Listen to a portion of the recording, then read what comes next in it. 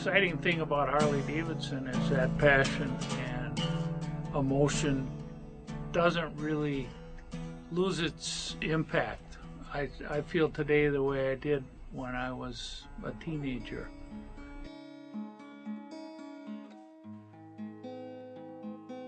Our brand is the heartbeat of the company, and there's certain visuals and proportions that are Harley-Davidson. Diversification, I guess, is part of the magic, because Harley-Davidson's appeal to a wide range of age groups and people around the world. So we have a variety of design talents who have different perspectives on different motorcycles. That's very valuable for the variety of vehicles that we build. My history comes from cars.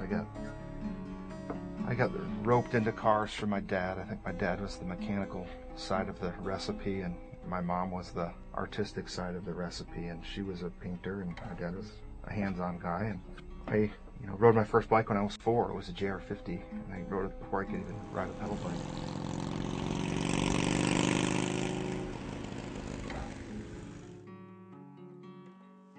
I mean, if you look at Ray, right, he has a 32 Ford. And you look at Collins, he's got an old Mercury Comet. Willie's got old cars. Steve Clements builds his own helicopters and flies them.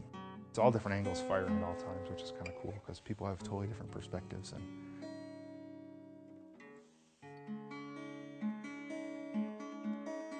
my passion, that obviously comes from influences from hot rodding.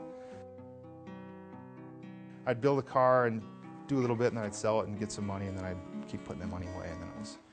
I'm fortunate in that I share these interests with the people in the styling department who are hobbyists as well as experienced designers.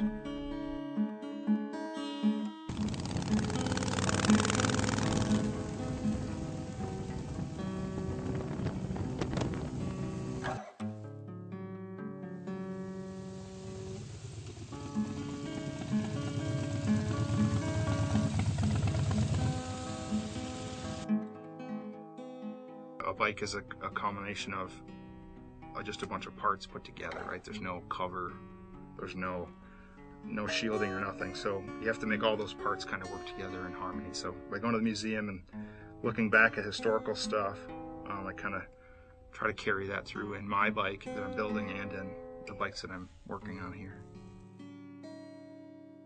It seems like for me, the more you strip off, the better, and that's one of the bases behind Blackline, is to, view down to the bare bones and just strip off as much as you can and still make it legal.